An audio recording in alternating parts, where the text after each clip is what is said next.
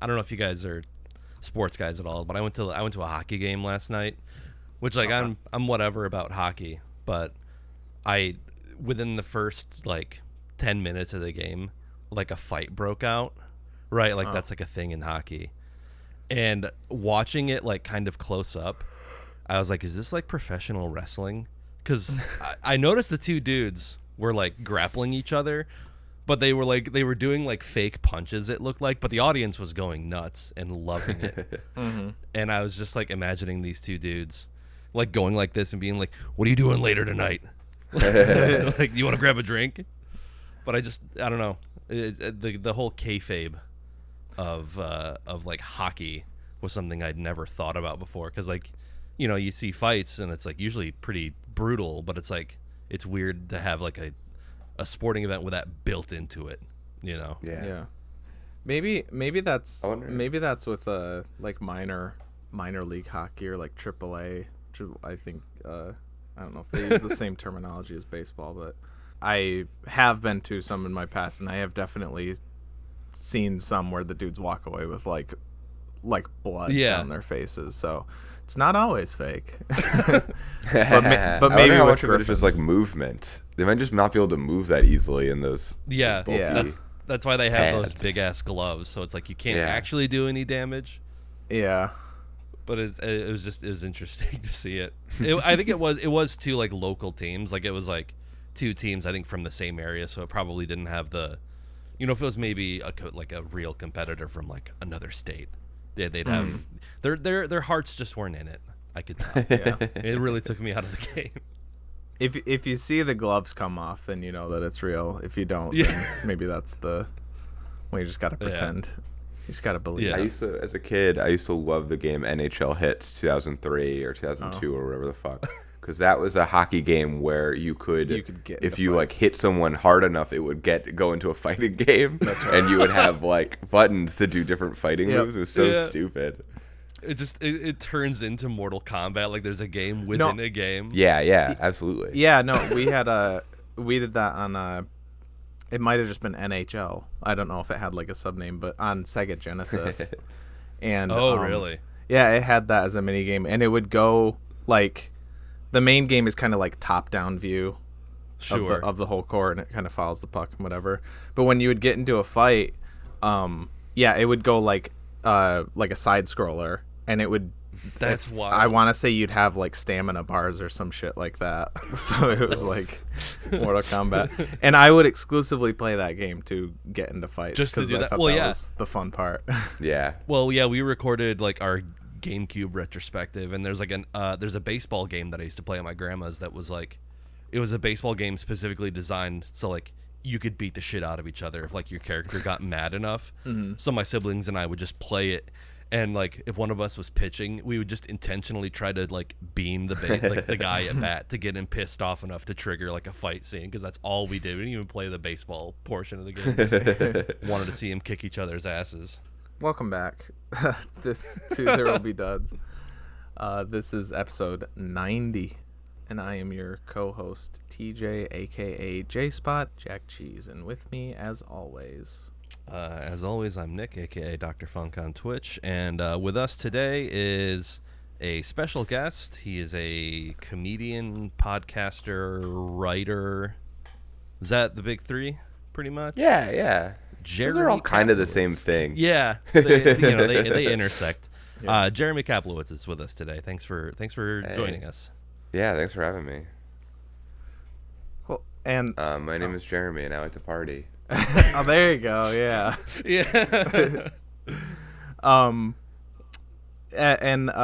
As always, we watched a movie this week. That movie being Hot Rod from 2007, directed by Akiva Schaffer.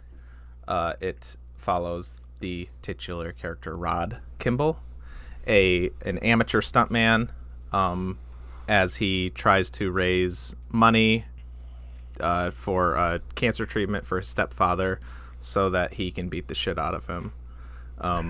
And that's pretty much it. It's by the guys from Lonely Island who started out, kind of made their name doing their SNL digital shorts, and yeah, so this is their first feature length movie together. There's a lot of SNL cameos and the like in it, and this was recommended by Jeremy. So I'll let you start off. Why'd you pick Hot Rod? What was the... Sure, yeah. Well, first of all, it's funny that you guys did Mishimo last week because now this is week 2 of Jeremy's top 4 on Letterboxd. Nice. So just Nice. 2 very similar movies about 2 broken men. Yeah. Yeah, no, this is a movie that I've just always loved since I was a kid. I watched it in theaters when it came out, and my friend and I were like obsessed with it. And then he like tragically passed away a few years ago, and now it is like solidified in my brain as like this important Jeremy movie. Oh, okay.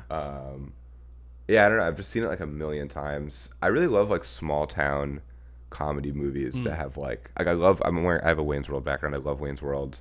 I love Hot Rod, and I love those like low stakes weirdo movies that they don't really make anymore. Like now, if you see a comedy movie, it has to be like they're gonna save the world, or like there's an alien coming. And it's just like this is just about like a dumb guy who has a moped.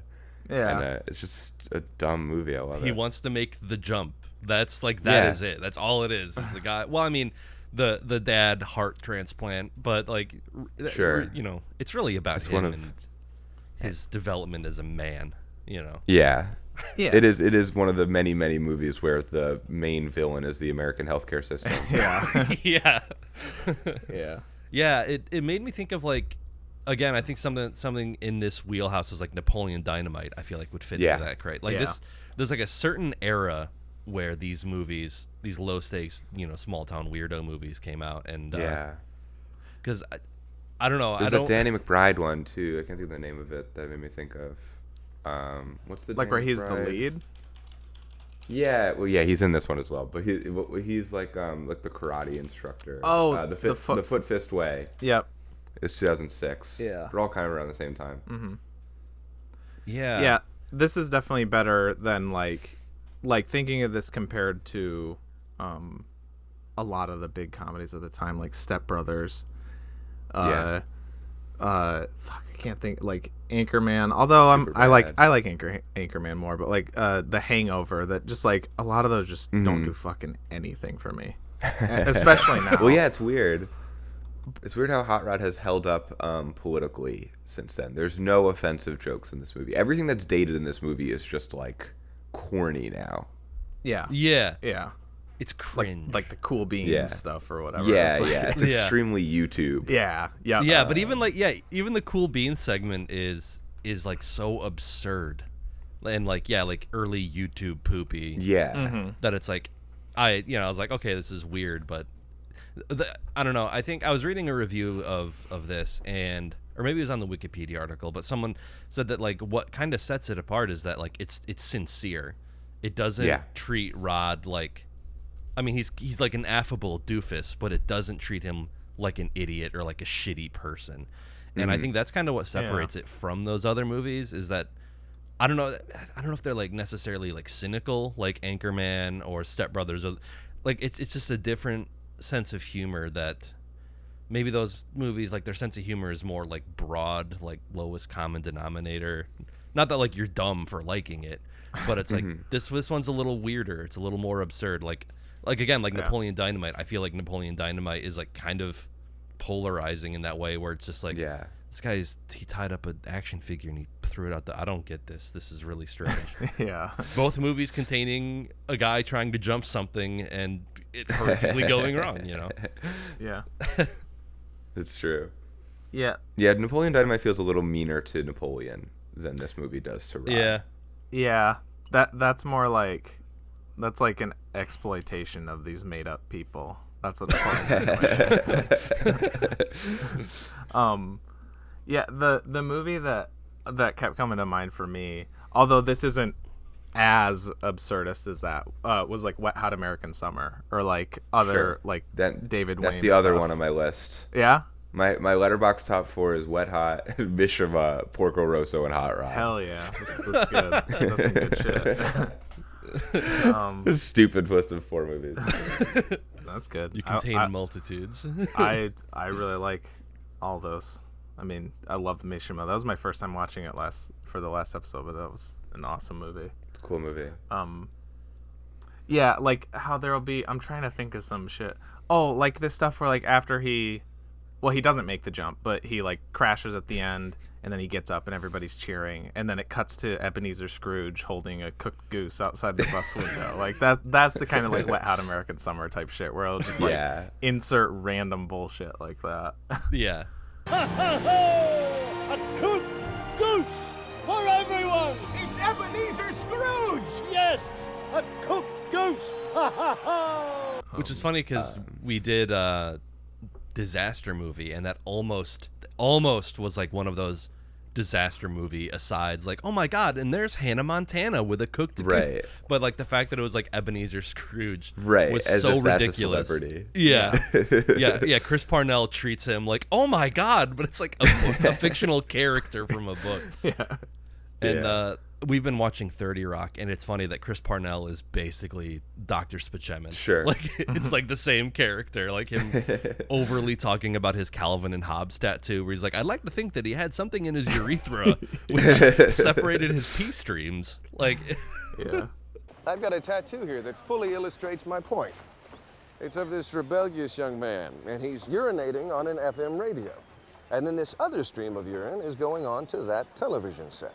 Implausible, I know, but I like to imagine that he had sex the night before, and now a little bit of residue is blocking his urethra, allowing the urine to flow in two separate directions. You may also note that an AM radio is sitting safely dry in the middle. There's a little magic carpet there. Oh yeah, look at that. Had you guys seen this before, out of curiosity? Mm-hmm. Hot Rod? Yeah, I watched. This was a pretty popular one with my friend group too. So I haven't seen it in years, but I definitely watched it a lot in high school. This was my first time like sitting down and watching it, but I'm pretty sure I've seen it through osmosis because it was on when I would go to your house during that time period. Like, it would be on the TV, you know. So I remember like, you know, the shit with him and his dad fighting. Mm-hmm. But this is like the first time I actually sat down and like watched the whole thing. Yeah. I love like movies where I think there's obviously all these rules to like what you need to do in a movie, and I feel like an executive might read the script for Hot Rod and be like, but why is he fighting the dad? Like, is that really necessary for the movie? And I feel like I love that this movie, they're just like, I don't know, he just fights his dad. They're just dancing near the truck. I don't know. Who gives a shit? I love when like movies have like the courage to do that kind of stuff. Yeah. Yeah. Those are some of my favorite jokes, where like the scene transition things where it's just like, okay, now they're dancing in front of the van. Or there's probably my favorite line of the movie that I don't think I ever really noticed before this watch. Probably because, again, I watched it with like groups of friends, and we probably weren't the pools line? Yes, the pool line. It's so good. That's the one that I feel like people always pick up on. Yeah. Like the pools are perfect for holding water. Yeah. Is that Bill Hader? Yeah. Or was so. Bill Hader's character was like easily my favorite character. Yeah, I like, think he's my favorite. The biggest laughs were all derived from him. He was very much like Mike from American Movie. That's like who he reminded me of. Have you seen that, Jeremy? Yeah. Just like it's like, yeah, I'm just here to hang out. He just kind of has these weird like oddball eccentricities that everyone's just like, yeah, cool, man. Yeah, the whole movie is very American Movie. I was thinking that when watching it, because when they make the movie, I mean, they literally make a movie, and it feels very American Movie. Yeah, that's true. Yeah. There's this video I saw recently of Bill Hader on like, you know, doing one of those like discuss your most iconic roles or whatever, and they were talking about this for some reason, and he was saying that the scene where he is on acid and like gets the fucking piece of metal stuck in his eye and has to go to the hospital, that it's based on his friend who really had that happen in real life. Oh, shit. And he said his friend watched the movie and was like, dude, this is crazy. That literally happened to me. And Bill was like, yeah, it's you. I made it. It's based on you. That's funny. Yeah, and there's so many great like stuff. There's so many great things that like kind of happen in the background that you might even miss like on a cursory viewing of this. Like when he drops Bill Hader off, it's like I feel like you see it for just a second. But he goes into the hospital, and he's just like freaked out that he's there. Yeah. And like right as he drives off, he's like on the ground, like looking at them, like almost stanced up, ready to fight. Yeah.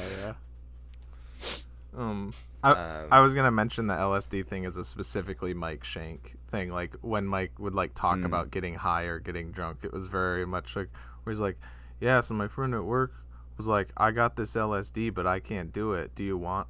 And then he's like, and so I was like, well, I'll do it. And then, yeah, they talk like Cormac McCarthy characters. Like, and so I did it, and then I did it. Yeah. That scene where he calls him on the phone is also very funny. It's like the middle of the night. He's just like, "Hey man, like, what are you up to? You want to hang out? Drive me to the hospital or something?" just slips He's like, it "Are you in good?" there. He's like, "Yeah, I'm good, man. No, I'm not good." Yeah.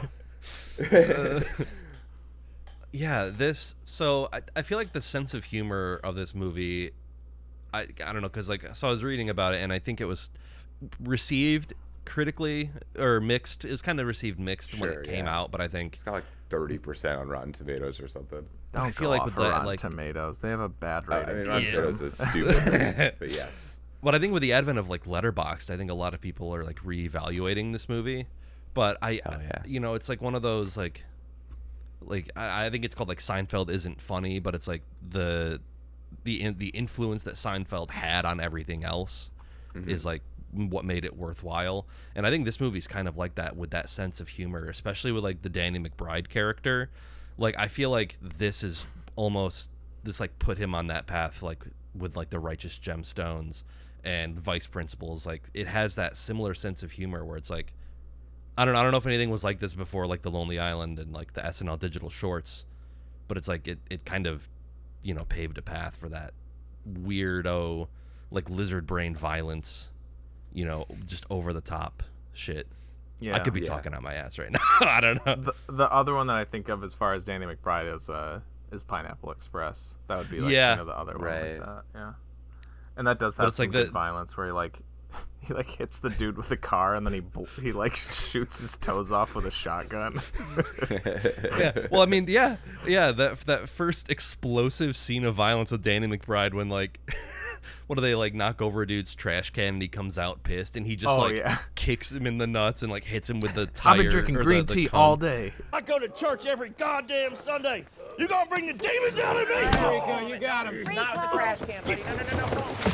You in there with the trash? All right, let's get him off. Okay. It made me think of like that first episode of Righteous Gemstones when they like back over that dude with the car. And it's like so visceral, but it's like, I don't know, that violence just appeals to me. There's something about it. It's so good. Or the riot that they're all singing, and it just turns into a riot. And Danny McBride's holding a TV. Yeah. It's like, yeah, I can't believe that happened. Who would do such a thing? That's got to be like most of the budget of that movie was that riot scene. The riot scene. Yeah. Yeah. Yeah, I definitely think it's like, it's interesting that you say that people are reevaluating it, because I do think that like, I really don't like wholesome comedies very much. Like I like really cynical stuff. I love like It's Always Sunny, and you know, I've never gotten into like the Ted Lassos of the world and shit like that. Oh yeah. But I feel like this and Popstar, the other Lonely Island movie, are both very wholesome in like a really refreshing way, where they're not like I don't know, super cheery. Like they're still funny and dark and violent or whatever, but they're like, I don't know, they're just like these nice movies about like following your dream or like being nice to your friends, and they can be very refreshing in like a Marvel-y world where everything's just like a pop culture reference or whatever. Right. Yeah. I watched Popstar this morning. You before did? we hopped, because I wanted to, I saw that you guys both logged it, and I knew it was like Lonely Island adjacent, so I was like, I should watch both of these just kind of in preparation for this. And Popstar ruled.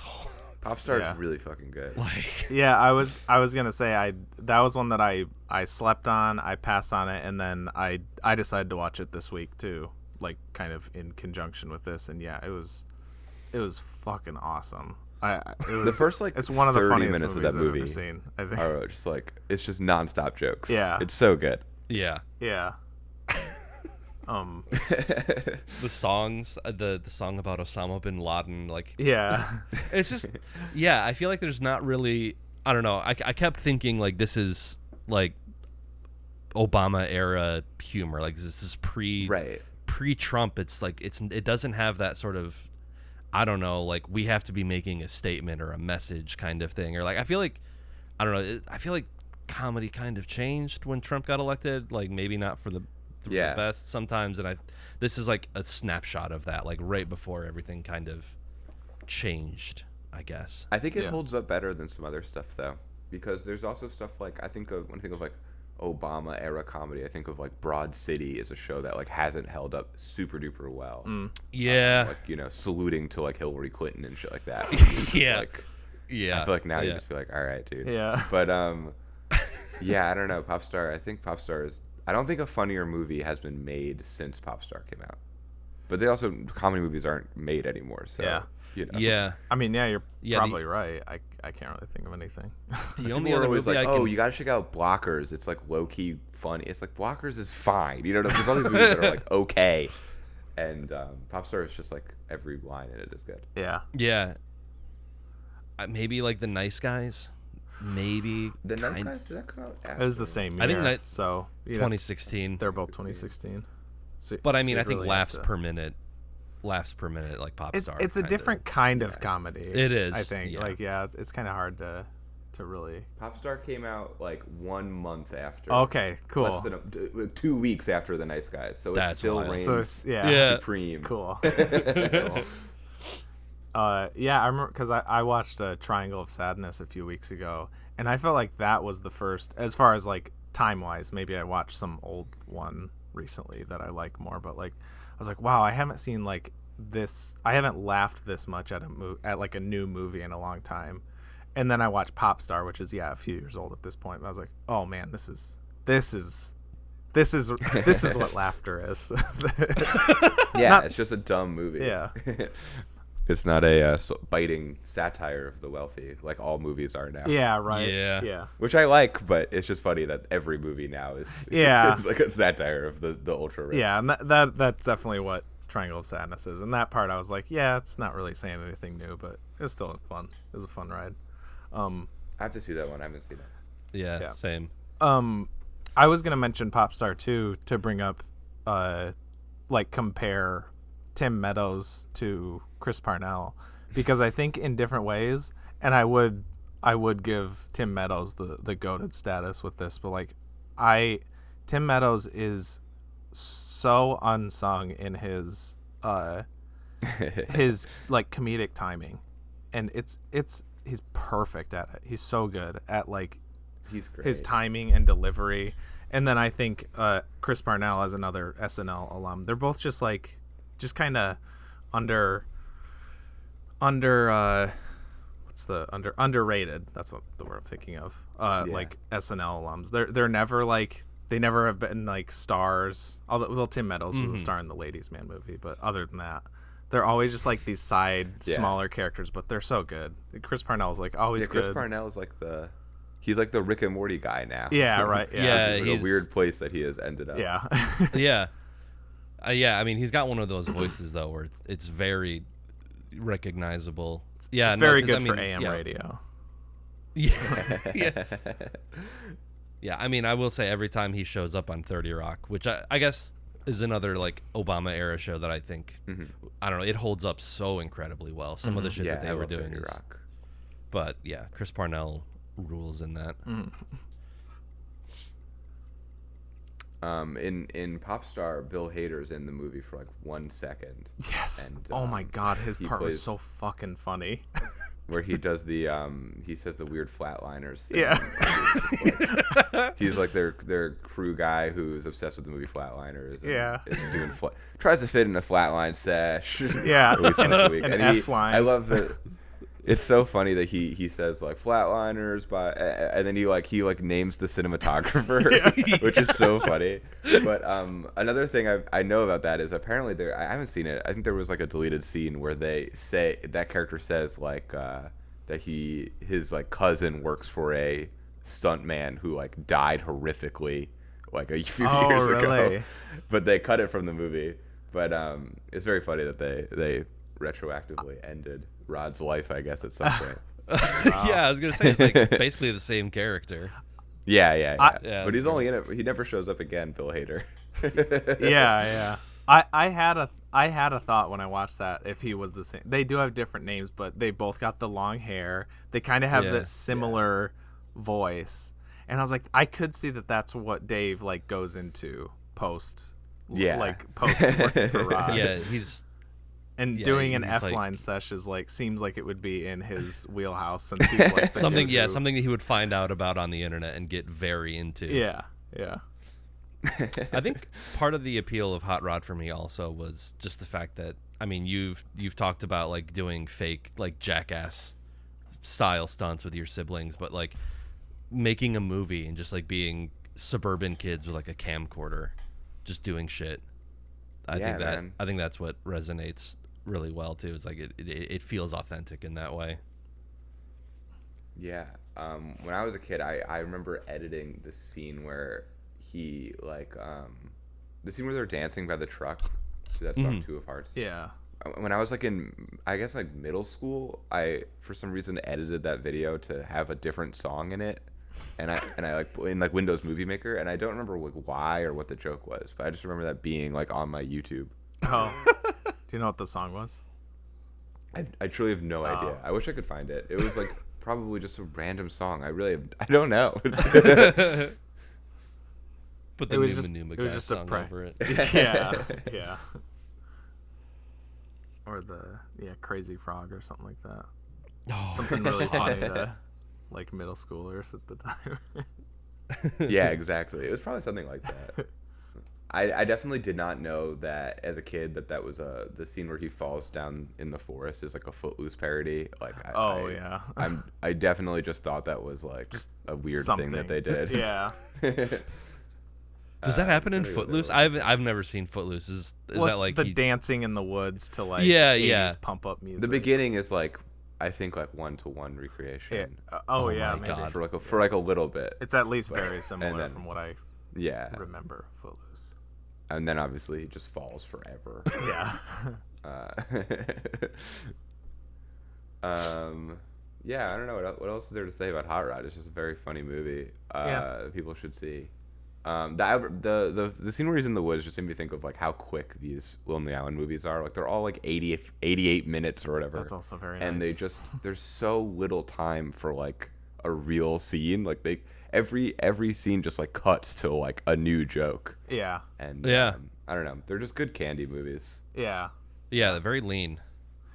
I think maybe that's why it works so well for something like Popstar, like a mockumentary style, because you can just plug in like the part Ringo like Starr or whatever. Yeah, I forgot Ringo Starr has that's a really good joke too. The number of cameos in that movie is ridiculous.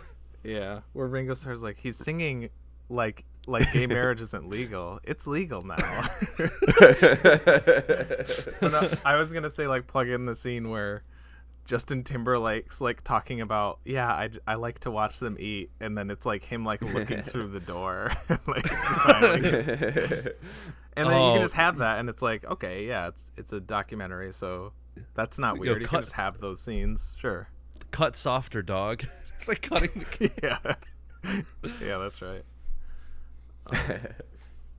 Yeah, and then I don't think they I think they had a part in writing it, but Palm Springs is the other Lonely Island movie. It's just not as directly them.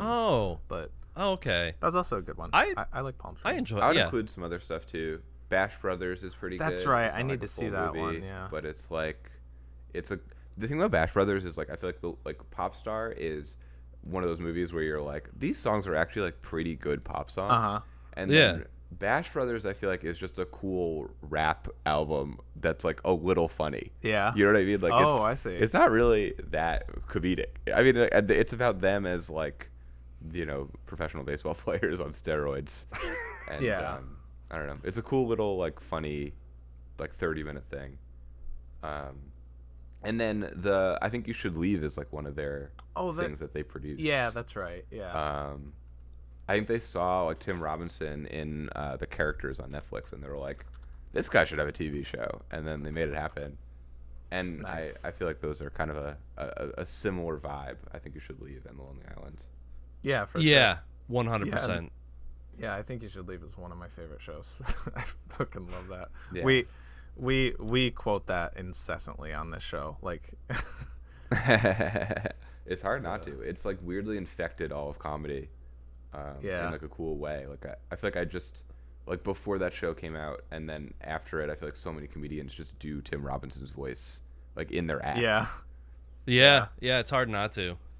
Yeah. Well, no, I get it. It's also like the show is about these like the show focuses on like the comedy is on like slight social like issues, like very small things that it expands on and like makes them like the biggest thing in the world.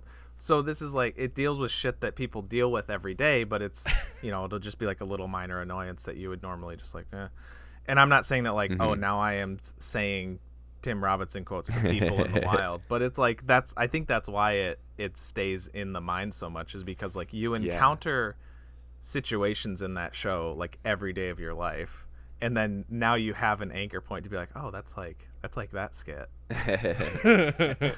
I think he also just like he unlocked like a new way to be funny for people with his voice. Like I think a lot of people just do that voice now where they're just like, I don't know. Yeah. And it's just like I don't know. Like, has this ever happened to you? Like, yeah. I mean, I don't know if you guys have seen Detroiters, but that show is like as good as I Think You Should Leave. And he's just the same character the whole time. Yeah. It's great. Sweet. Does Detroiters has I don't know Sam Richardson is the other guy. The guy who did like the baby pageant. Yeah. It's their show. Like they're the two dudes. And the same is the other guy is Zach Kanine, who like is the co-creator. That's of, right. Both of them, and he's like a Harvard Lampoon SNL guy. Yeah, he's in a couple skits for the. Many of them I Think You Should Leave too. Yeah. He's the guy who's has to marry his mother-in-law. Yep, that's right. Yeah. Yeah, I mean, Hot Rod. I don't know. There's not too much to say about it. If people have never seen it, I think it's worth checking out. It's definitely a little dated in parts, but like thankfully not in a way where like no one says any slurs. It's just like a little corny at times. Yeah. In a way that, like I don't know. Which is kind of, I mean, honestly, it's kind of surprising because I feel like 2007 was like for the real. time period to do that kind of shit. Yeah, that's true. I mean, if you watch like The Hangover, I think it's like there's still funny jokes in it, but like it's half of it is just Zach Galifianakis doing his stand-up, and then like every 10 minutes someone says a homophobic slur, and you're like, yeah, that was 2008 or whatever. Yeah. And this movie is just like, someone rings a bell and they spend 2 minutes everyone going like, oh.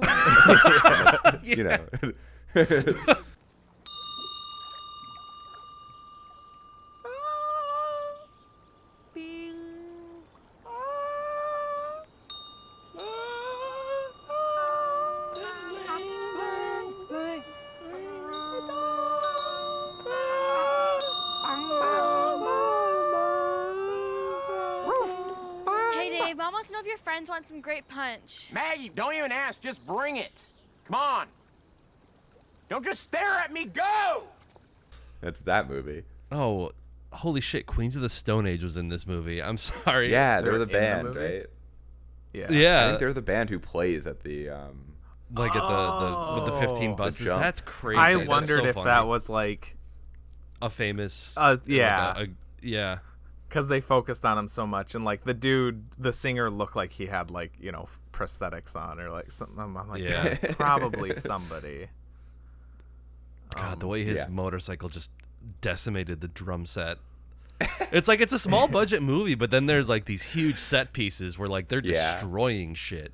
They like light a car on fire. Yeah, they do. It's like, I mean that's what I was thinking with Popstar is just like how it's like a Nathan Fielder like project where it's just like this cost the studio so much money for like all of these celebrities and these big set pieces just for like a dumb mockumentary, It works. I'm trying to think there's any like last minute things that I remember of this movie, but like trivia wise, but I know that like Richardson is the character who's like dancing the whole time. He's like their real life buddy. I know that like he appears in old Lonely Island sketches. I was like obsessed with The Lonely Island as a kid. Like they had, they tried to make a pilot for like NBC and Fox. That was like a sketch pilot called Awesome Town. I don't know if you guys ever heard of it, but in the intro of it, they're all wearing shirts that have their names on it. So it's like Andy, Yorma, and Akiva. And in high school, I had a Yorma shirt. Oh, really? I bought that shirt, and it was just like, looking back at it, it's just like, why do they have like a T-shirt referencing an unaired pilot? Like, that's an insane thing to do. But yeah, their buddy, that guy Richardson's like in a lot of that stuff early on in their old what is it called? Channel 101 show. Oh yeah. The Boo. Now, did The Lonely Island, did that start after SNL, or was that like something that they did before, like Andy Samberg? Nah, they were hired for SNL. They did sketches. They tried to like make a bunch of stuff. They were like early internet people. I think like they were before YouTube, so they're just like putting videos up on their website. Right. And they made a bunch of like in Popstar, there's a scene that shows them in the very beginning. It talks about like, we've been friends our whole lives, and there's one scene where they all like go like this together, and that's from like one of their pre-SNL videos, Kablamo, which is from some fucking video they did. Anyway, then they got hired, and I think they hired Andy, and they hired the other two as like writers. And I've always thought that like Popstar is kind of a meta commentary on them, how they probably felt with Andy becoming like the breakout star of the group. But not as intense, I assume. Right, yeah. I put that in my review. Equal. Yeah. I put that in my review for Popstar, and then I was like, I hope I'm not insulting the guy. Like, I hope I'm correct about this analysis, and I'm not insulting Yorma and Akiva. But yeah, I think it's true. Too. I remember when what's his name, Mike Birbiglia's movie about improv came out. A movie for I don't know how many 20 people in the world. Don't think twice. That care about improv. It's about like one guy in the improv group gets on SNL, and I remember Mike Birbiglia said that Yorma from The Lonely Island said that it was very relatable to him, and I remember watching that and thinking like, how many people is that relatable to though? Like, it's like a movie for people who weren't on SNL, but their friend was. But I don't know, that movie's cool. Very relatable experience. Yeah, I remember because I watched that movie because I like Mike Birbiglia a lot. Yeah, me too. I love Mike Birbiglia. And I remember enjoying it, but yeah, I definitely had the vibe of like, this definitely is for someone else. This is made for someone else. It was like Yorma and like Nick Kroll were both like, I totally relate to this movie, and it's like, yeah I bet you do. If you're both very famous. Yeah, it's like cool. Yeah, Nick Robinson and Yorma or whatever. Yeah. Nick Robinson's the third Good Neighbor stuff guy who did not get on. That one's worse. I think 3 of the 4 they hired. Yeah. Then were you gonna say something, Nick? Oh, I remember like the cultural stranglehold that like the Dear Sister sketch had, the SNL digital shorts. That one's still good. It's weird because yeah. Because, like, I don't know, it's the old chestnut. Oh, SNL is not funny. I feel like those digital shorts are, I don't know, I have such a strong memory of all of those from, like, Dick in a Box and, like, the songs that they did. And, like, you said something earlier about, like, the songs in Popstar and the production value. It's like they're like, fully fledged songs that's, it's not, like, just some, like, cutaway to him performing, who gives a shit. It's like they wrote real songs for it. That they could have released as Lonely Island songs.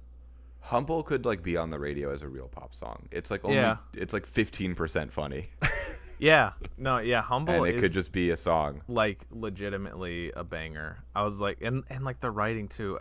I love when in rap songs they use the exact same word but change it. So like the first 2 lines in Humble, and you're like, God, it's like, bar none, I am the most humblest. Number 1 at the top of the humble list. Like he says the exact same thing. I love that. That's just a good lyric. Yeah, yeah, it is.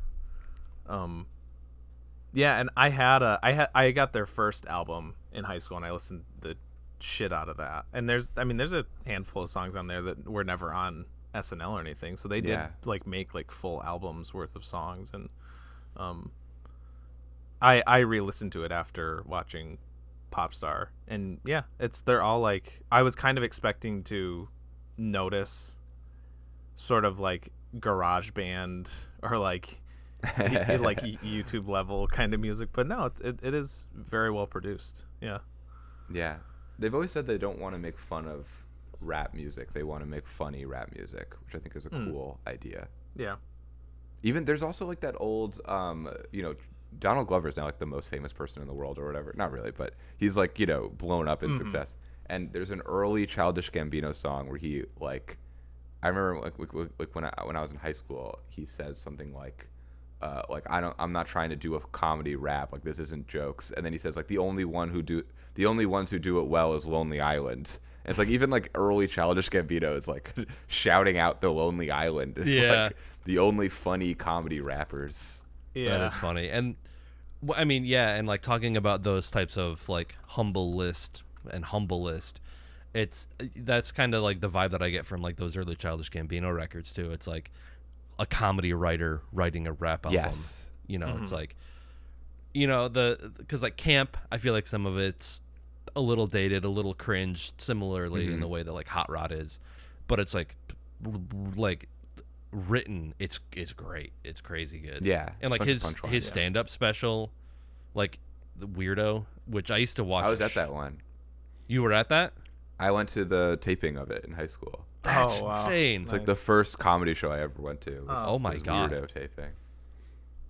But it's I used to watch the shit out of that, and it's like, oh, this dude can just write an hour, and he's also a writer on 30 Rock, and he acts. It was nuts. Just to be able he's to like do all 19 or whatever. Yeah. I think he was in his 20s when that came out, but he was. I think he started writing for 30 Rock like as a junior in college or something like that, which is like fucking stupid. He was also this is the time of like, and I mean this, I guess this is probably still happening because the guys who are now the Lonely Island on SNL, the Please Don't Destroy, it's kind of like the same deal. Like they were just a pre-existing thing. They made YouTube videos. That's like how young comedy writers are found now. It's just like go to YouTube. And like especially they were found. Found. I mean, Please Don't Destroy is terrific, and I think they're very funny. But two of their dads are SNL producers. Gotcha. One of them's like he's a producer. Like one of them was like he's been a writer for like 30 years on the show or something. Martin's dad wrote like 15 Adam Sandler movies, but then I can't think of the other kid's dad. John, his dad is Higgins. His dad is like the current announcer on Fallon and like the next in line to take over for Lorne.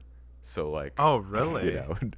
Yeah. Like I mean, they're very funny. I'm not like trying. to Yeah. Oh yeah. They make a bunch of funny sketches, but they are not so much discovered as they're living in the same house. I had no idea about that. I've seen like a handful of their I'm taking them down. Yeah. Fuck you guys. We're calling you out. It's on notice. Her Hilly. Yeah, I don't know. They're probably just like scrolling TikTok, because that's how I found those guys. Was just and then it was the redheaded guy. I don't know all their names. Ben Marshall. He's really funny. Yeah. But it's like their editing is really good, because like it'll be like he'll be watching TV and he's like, oh, I'm trapped in the TV or something like that, and he's like having a conversation. It's just, they're very like highly produced. For like TikTok. Yeah, definitely like very TikTok-y, which is because they're just like so fastly edited. Yeah. In a cool way. Yeah. Yeah. Anyway, Hot Rod. Anyway. Yeah. Yeah.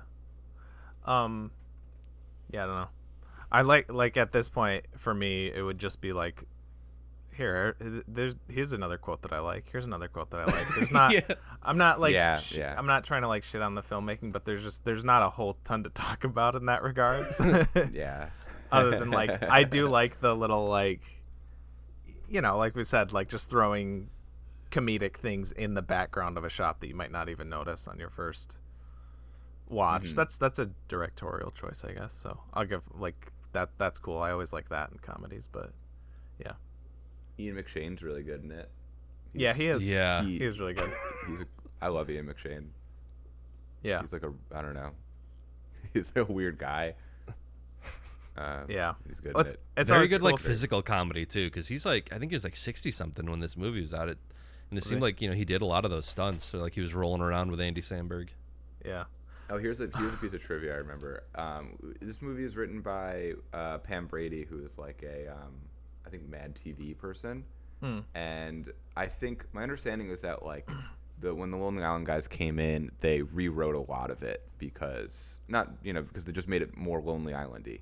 But my understanding was that it was supposed to be Will Ferrell originally as Hot Rod, as Rod, and I don't know. It would be a very different movie, but you can kind of see how that would make sense. She was a South Park writer. That was like, okay. South Park 97 to 99, so like really early South Park. She did the movie too. And Team America, nice with the Parker and Stone. Nice. Yeah, wasn't it? It was kind of like in a more South Parky, maybe more mean-spirited Will Ferrell version of this movie. Which would be very funny, but different. Yeah. Yeah. It'd probably fall more in line with those like Anchorman or Old School or whatever, like that kind of stuff. Yeah. Very like Blades of Glory or something. Yeah. God, there were so many of those. He did do a lot of sports Dodgeball. ones too, specifically. Yeah. So. Semi-Pro is another. Talladega. Yeah. Yeah. Just would have been another Will Ferrell sports movie. Sports weirdo. If I'm gonna like draw an unfair comparison between Hot Rod and Talladega Nights and like those kinds of movies, I feel like a lot of those early Adam McKay movies are very funny, but like you can so clearly see the improv in them now. Whereas like something like Wet Hot American Summer or Hot Rod, like it's so finely tuned and like written, and it's just like I feel like they're like, no, this is the joke, say it this way. Like I've heard like back to I Think You Should Leave, like the way that he talks is in the script, like all of the ums and pauses, like they really write it out. And Talladega Nights, you can tell it's just a bunch of buddies hanging out and being like, I don't know, man, just go. Yeah. And I think that was something that I initially like didn't like about I feel like sometimes Danny McBride kind of falls into that category. I don't know how to describe it other than like making the joke and then repeating the thing. Like repeating just saying it a like little different. He improvised a lot. Yeah. I mean, I love Danny McBride, but even in Hot Rod, the scene where he's talking about his dream he has about punching 1,000 wizards in the face, like that's all improvised. Yeah. And very Danny McBride. Yes. Yeah.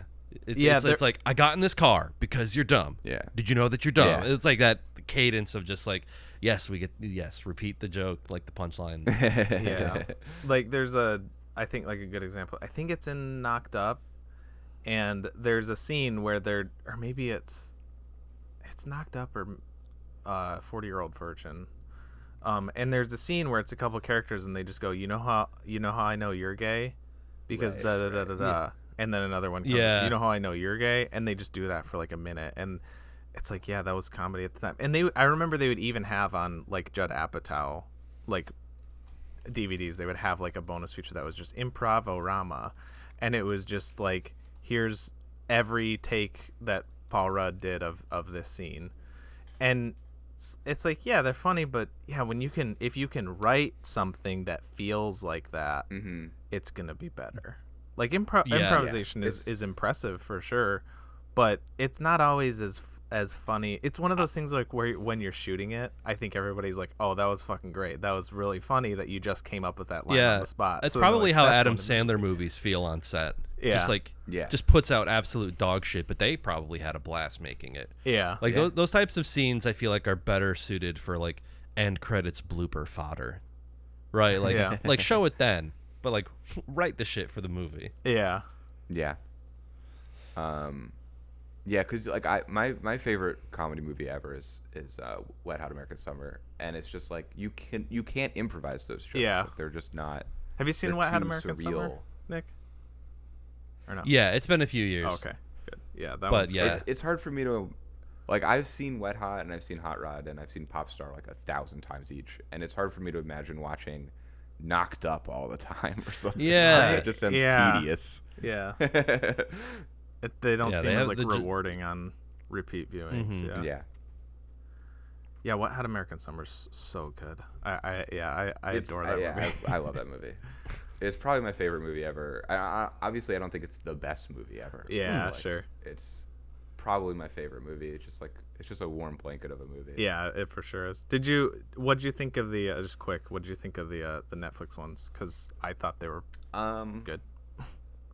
I thought they were like fine and cool that they made them, but I think that there's just some like a special sauce to the original that for I sure. don't think that you could really recreate.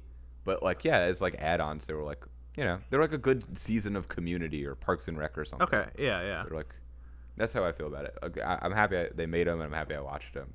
But the original movie is like stands alone, I think. Definitely, yeah. I don't think they're Compared to as those, good as the movie by any means. But Yeah. I was pleasantly surprised. It's good to see the gang. It's also like the movie was made like there are a bunch of like hungry comedians. They like rented these like cabins in the winter, and they like filmed this crazy movie. And then like now they're all super famous, and they're like kind of old, and like some people couldn't make it for stuff, and they're like making funny jokes about it. But it's like Bradley Cooper's not in it anymore because he's like a movie star, right? Yeah, and like stuff like that. Kind of feels like they did the best they could. Yeah. It kind of sounds like what they tried to do with like the 4th season of Arrested Development, yeah. which like Yeah, I didn't even finish it when it came out. Oh well, you should finish it because the 5th season's a lot worse, and you got to catch up on the 5th season. I actually thought. I mean, heard. Again, this is compared to the original series. It doesn't hold a candle. But compared to the 4th season, I actually thought the 5th season was a lot better. I liked it a lot more than the 4th season. I really don't like it. I liked the 4th one better than the 5th one, but I think the 5th one has a lot of weird shit in it. Like the 5th season has this weird thing where Ron Howard's a real character in the show now. That's right. Yeah. And they keep like he's clearly not around to film a lot of it, so they have to keep ADRing a lot of his lines, and you genuinely can't tell what is narration because he's like just saying it the same as a fucking narrator. It was driving me crazy when I watched it. Oh man, yeah. I choose to live in a bubble where that show it got canceled, and I guess that was maybe for the better. That definitely would have been for the better. I'm not saying that like there's a few episodes in 4 that I think are like genuinely up there with the original, but overall I would say I haven't seen it since it came out, but I remember the Job and Tobias episodes both being funny. But that's like the danger of doing a show where it's an ensemble and then you split it up based on character. Yeah. And then it's like, cool, now you have to watch 3 Lindsay episodes. Yeah. It's like not really a character that's like made to exist on her own. Yeah. Yeah. I mean, like I remember the Method 1 clinic being a funny joke, and like Anus Tart, a new start. Like some of those Tobias jokes are pretty good, but overall I gave up pretty quickly. No, I think you're probably right. Yeah, that is the way to go. Yeah, and the format doesn't work. It's like why would you guys do that? No. Why would you guys change? I think they eventually recut it too. Yeah, it's like I'm not gonna go watch a recut of this show I didn't like that much. Yeah. Okay. Well, anyway, you want to get us started on ratings? Do you know that it's just a 1 to 10 scale? Yeah. Oh man, I've watched this movie a million times. It is like truly burned into my brain. It's hard for me to be objective about it, but I would probably give it like a 9 out of 10 just because there's a few things in it on this most recent rewatch where I was like, I could cut that from this movie. I'd probably cut the Cool Beans stuff. Yeah. And like a few other things. But like I don't know, I love this movie and I cannot separate it from my own childhood. So I would give it like a 9. And I'd say if anyone listening to this has not seen this movie or Popstar or I Think You Should Leave or Detroiters or whatever the fuck else we mentioned, you should watch one of them. What had American Summer? Because they're fun movies. Yeah. All fun times. All of 30 Rock. Yeah. Yeah. Go watch them. Yeah, I'll say this. After watching Popstar, I was like super heated like to get into this. And I did really enjoy it, but it wasn't quite as great as I had remembered in the past, and I don't have quite as, personal to tie of it. I watched it a bunch, but I still had a really good time. I still really enjoyed it. But after because I gave Popstar a 9, and I was like, ooh, all right, hot rod. But I ended up going with a 7 with this one. But it's a good 7. Yeah. It's really funny, really, like I said, it is kind of like a good kind of warm blanket movie. It's it seemed like a movie where it seemed like a movie that was probably a whole ton of fun to make. Like these three guys who've been like friends since childhood, and they're making their first big movie together, and it just looks like a lot of fun. And yeah, it's just a good time. Yeah. Yeah, I'm smack dab in the middle. I'm pretty much at an 8. Yeah, I don't have the nostalgia. I mean, I knew it was like always one of those movies that was on when I was like at a friend's house, but I never actually sat down and watched it. And I laughed out loud surprisingly more times than I thought, because I think I went into it being like, yeah, this kind of mid 2000s comedy movie. I kind of thought it was going to be like in that same wheelhouse as those other like kind of Judd Apatow movies at the time, but it has that weird early like YouTube quality to it, that, you know, the sincerity and you know, the earnestness that's not like deep, you know, too cynical, was really refreshing. So I'm at an 8, but Popstar is like a 9 or a 10. That shit was insane. I cannot believe, because like, you know, my girlfriend, I got up early and my girlfriend was like sleeping, and she came and sat down and was like, oh, is this Popstar? And I was like, yeah. And it was like moments before the paparazzi scene when they're in the car like talking, and the girl like puts her boobs on, and then she leaves, and then the dude just smears his dick on the side of the window. We were both just like, holy shit. I don't know how you could ever verify this, but they've claimed that the dick is Judd Apatow. Oh, really? Oh my so I don't know. Holy shit. I don't know if that's true or a joke or not. But I don't know.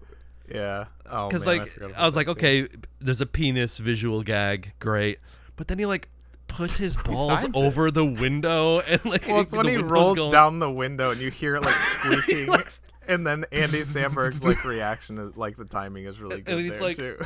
He's like, all right, I'll sign it. He gives like a tissue. I love that he signs it too. Yeah. He's not like, oh, you're gay or something. He's just like, all right, like this is bad. Like in the middle of the argument. Just another Connor for real fan. God damn. Yeah, man. Yeah, that might be a 10 for me too. I'm like it's between a 9 and a 10. It's I love so that fucking movie. good. I kind of want to go watch it again. I might watch it later today again. It's one of those movies where if I catch a scene of it on Twitter or YouTube, I just watch the whole movie. Yeah. Like it's hard not to just watch the whole thing. Yeah. Yeah.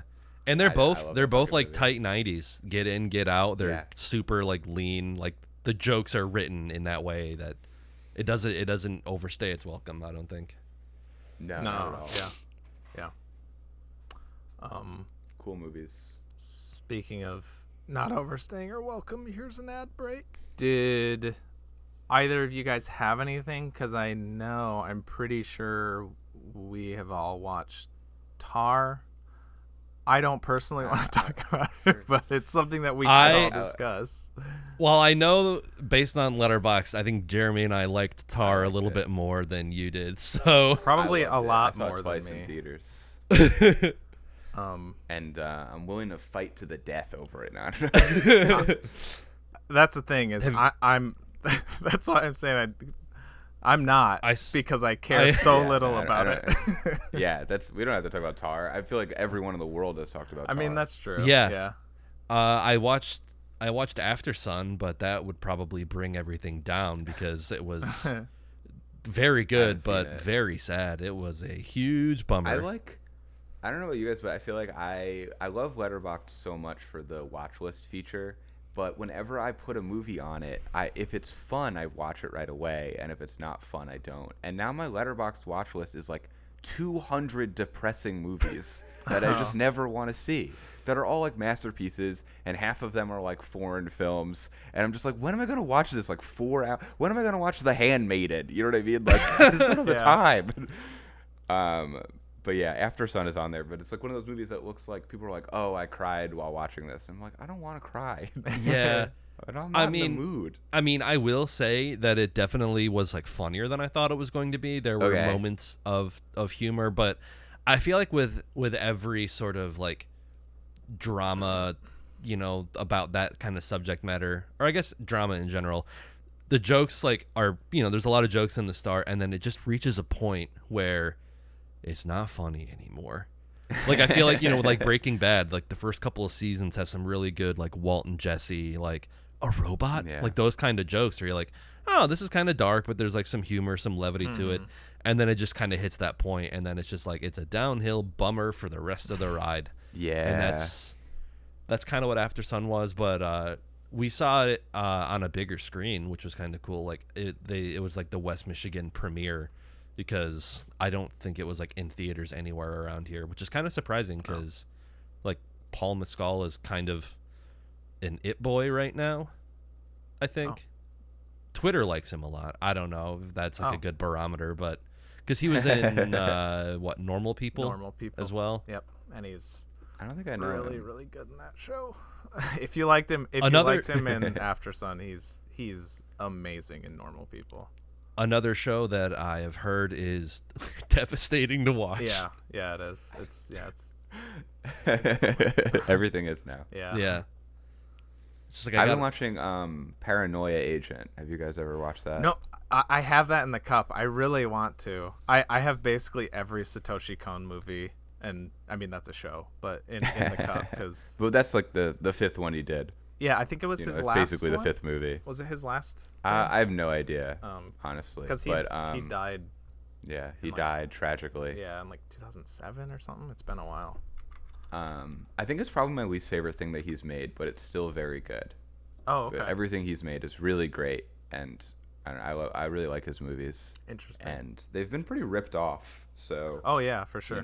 They're interesting to watch. Yeah, I've kind of slept on him as a director a little bit. I've only seen Tokyo Godfathers, and that was like when it came out, so I can't say I really remember anything. And then I like that movie a lot. And then I've seen Memories a couple times. We did Memories or Magnetic Rose. He's the guy that did Magnetic Rose. Oh, Magnetic that guy. Rose. Okay, yeah, that was great. Movie. Have you seen Memories? It's an anthology movie, and Magnetic Rose is his segment. So it's not Magnetic Rose is like. So it's not like a full movie.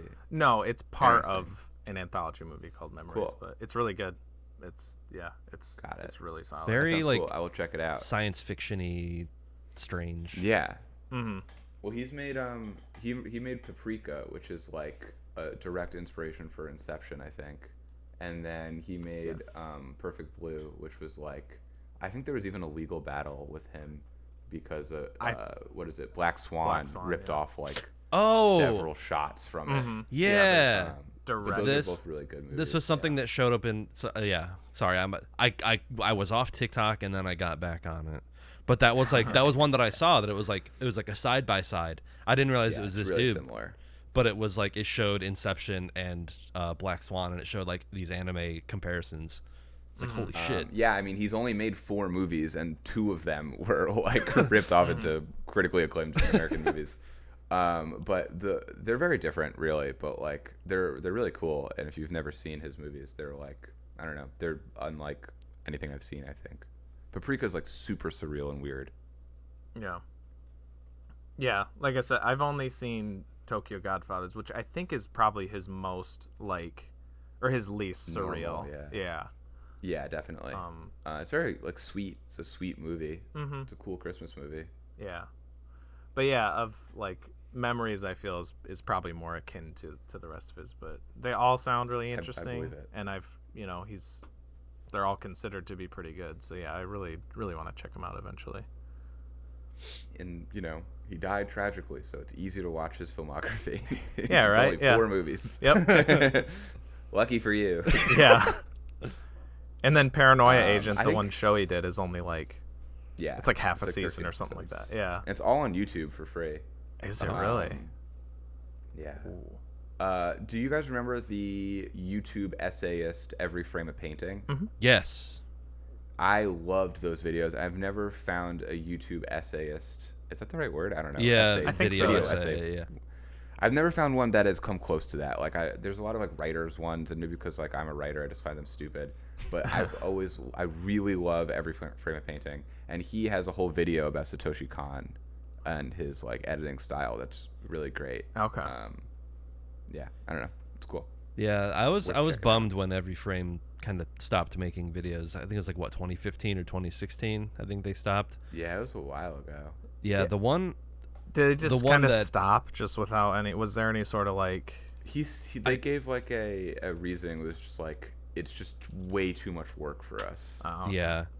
Fair enough. 2014 and 2016. I think by far the best video essays on YouTube. Most video essays are like based on writing and plot, which who cares? That's like every fucking Cracked article or whatever. Every painting is like is all about editing, which is something that you just don't see a lot, and lends itself to like a visual format. Yeah. Yeah, I don't know. I really love his videos. Their videos. I think there's 2 people who worked on them. It's Tony Chow and someone else. The Marvel music one is like one of my favorites that I go back to every once in a while. They're like, all right, sing a theme from Star Wars, and they do it, and they're like, all right, sing a theme from Iron Man.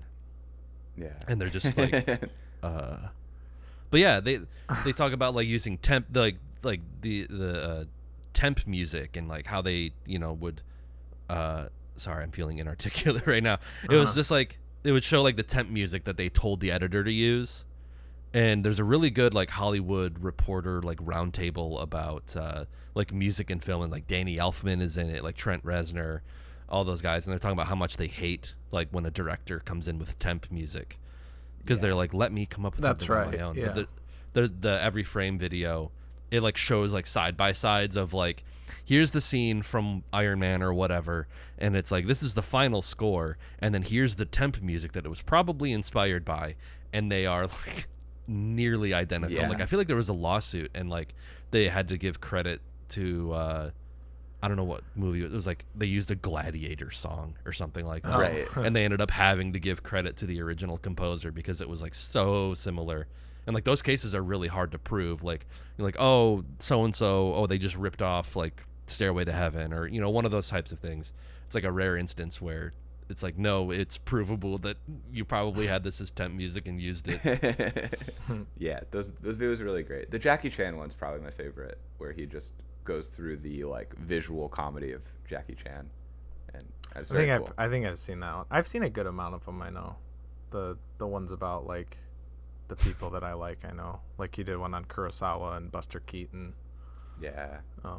Yeah, they're all really cool. I think that's what's missing in video essays now, is that really concise style. Because now, no shade to like H Bomber guy, I don't really watch him anymore because all of his videos are like feature length. Yeah. Or like, yeah, they're like movies. It's they're like basically podcasts, extremely well produced podcasts, or like extremely low produced documentaries. Yeah. And it's like I used to watch this shit all the time, but it was like they'd be like 10 minutes long, 11, 13, 14. Okay, I can deal with this. But it's like, I'm sure it's really fascinating, but I'm not going to watch a 2-hour-long video about the origins of the Roblox oof sound or whatever. Like that showed up on my YouTube recommended, and I was like, come on, man. Come on, dude. Actually, I bet it has some twists and turns. I will. So you watched? I was gonna say I will. I haven't in defense of that a little bit, it isn't really about the origins of the sound effect itself. I did watch that. I do watch longer ones because I do it while I'm like doing chores around the house. So I think YouTube videos are perfect for that, where like I don't have to watch them. I can be doing stuff, and so I do kind of half listen like as podcasts. That's what I don't like about them. Though. Yeah. Like, I totally get why people like them, and I respect them, and they're great as a format. But like for me, if I want to either listen to a podcast or like watch a video. You know what I mean? Yeah. And, like you can't like half watch like Every Frame of Painting because it's about like the visual style of the Steven Spielberg one or whatever. So it's like oh no, I don't know for cool. sure. Like as a video product, I definitely prefer. That's what I like about it though. Every is Frame of like Painting, you can't watch half of it. Yeah. Like, as opposed to like these bread tube videos that are like, you kind of like have them on in the background. I don't know. It's just not for me. Yeah. Yeah. No, I mean. So fuck you, H Bomber. Yeah. Very nice person, I think. Yeah. Oh yeah. Yeah. Sweet. That feels like an organic place to end it. That feels good. Did that feel good to you guys? Speaking of things that suck, Tar. I just wanted to get that out there. Okay, sure. Yeah. All right. Saw it twice in theaters. Thought it was a cool movie. As a canceled lesbian conductor, I thought it spoke yeah, to me. Yeah, it was your it was made for you. Then maybe that's why I didn't get it. Yeah. Yeah, no. There was some spooky shit not a in that conductor. movie. Mahler. Dude, the thing with the ghosts, crazy. I caught that whole the movie first is- time because we watched it on it's on Peacock, which is weird. Sick. I don't know why it's on That Peacock. is weird. Yeah. But it reminded me of all things, it reminded me of like that glimpse of Jacob that you get in Lost, like when he's in the cabin. Okay. There's like, did you catch any of the weird ghost shit, TJ, when you were watching Tar? There's like one of the scenes where she wakes up because something's happening in her apartment. Oh yeah, she's like. There's like a scene she gets up out of bed. There's a red-haired woman like sitting in the corner of her bedroom. Yeah, it's It's me blink out. and you I miss love it. But we were watching it and I was like, wait a minute, did I? Maybe I do was that- remember some of that stuff. And I paused They it and do it rewound a it couple and more like times. paused it on the scene and it was like, Jesus Christ, there's someone sitting in her bedroom. And Yeah, then there's like two of them. She's like there's like a woman standing in like the background in like one of her Yeah. rooms. No, I think that's the one I remember. But I was just like, Yeah, I was just confused. I don't know. Okay, ghost. the whole movie is very haunted. Yeah, I guess there are little like ghosty things in When it. she hears that like screaming while she's on a run and stuff like that, like it's a weird. It's like, the there's a lot of scream weird from the horror Blair movie Witch stuff in it. Project. Yeah. No way. I said Yeah. it actually is. It is. Yeah, I yeah, said it that is. to Kalia. I was like, that sounds like the scream at the end of Blair Witch Project. That's Yeah, so funny it that it was. actually is. Wow. Yeah. It is a very that scream Yeah, is great very movie. We all agree. well. Yeah, Blair Witch Project. 5 yeah, stars. That is a we very all agree 5 stars for Tar. Five to Tar Tars. Witch Project is yeah. Blair Witch Project mean- is a classic. Yes, it's very good. I mean, all I'll say about Tar is that like I think if you take it at face value, I think that's maybe not the best way to go into it. I think there's a lot more to like unravel, and there's a lot more going on like under the surface. And I think similar to like how we've talked about David Lynch movies on here, just like never interpreting like nonsensical weirdness for not like the director thinking that it's funny above all. Like I think Tar is like a very funny movie in a lot of ways that like absolutely. if you play it straight, you're like, what the hell is this?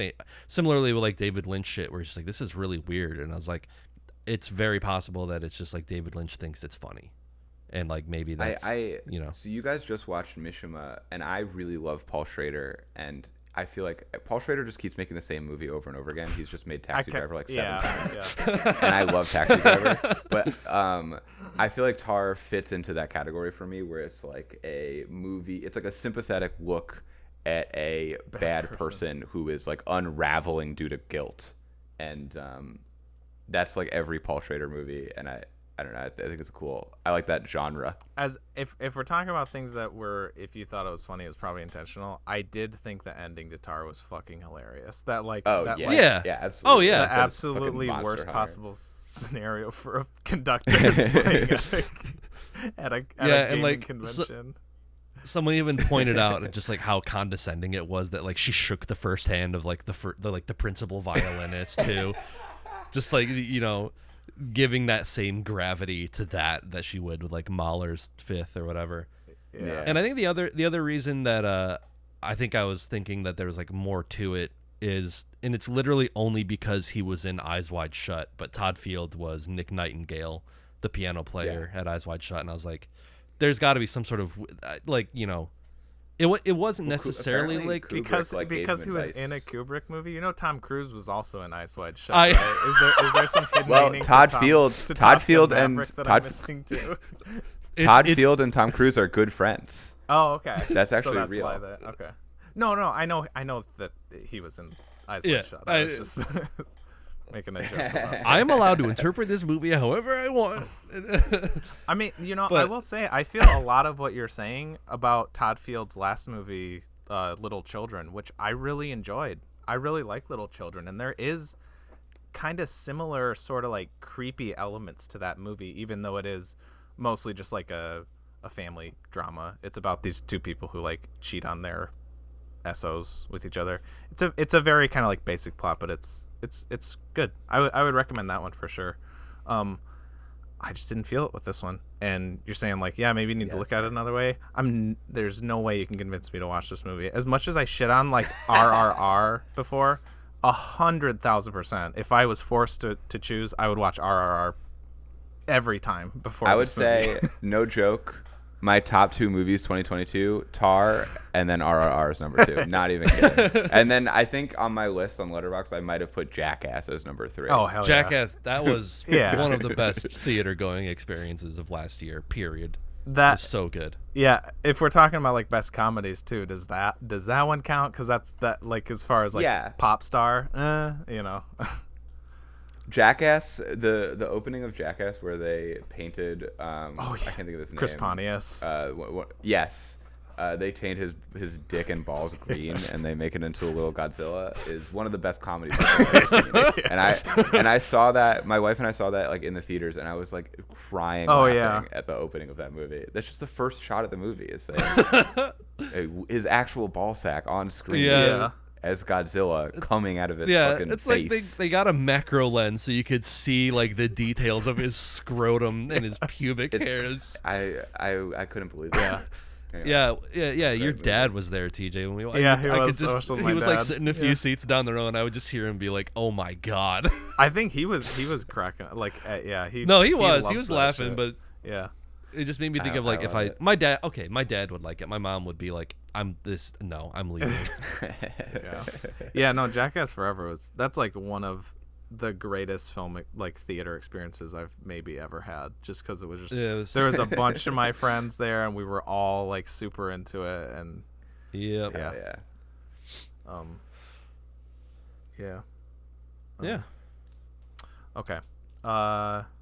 Jeremy, anything you want to plug? Oh yeah, I guess we can do that. Sure. I have 2 podcasts if people want to listen to them. One's called Deep Dive in the Shadowland, and one is called Quorators, and they're podcasts. So what are they? I've seen clips of Quorators. It's very funny. Oh, thank you. I see. Quorators is a podcast where we read Quora questions and make fun of them. And then Deep Dive in the Shadowland is me and my friend from college, and we put it out like whenever we have time to do it, and it's just like one of those like people poorly butchering a historical fact and discussing it. And that's people never understand the title, but that was what the intention was, that we're a deep dive in the Shadowlands. Okay, we're bumping our heads or something. Okay, nice. And those are those 2 podcasts. Cool.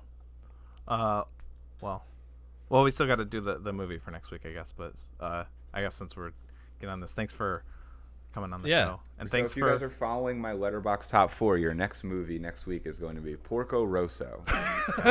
I wouldn't be opposed to that. I do love Porco Rosso. Okay. But it won't be because next week is our dud week. So it's gonna be something bad. Is it our dud week? It is the dud week, yeah. Oh no. And next week's movie is from 2011, directed by Fen Tian, Love on a Leash.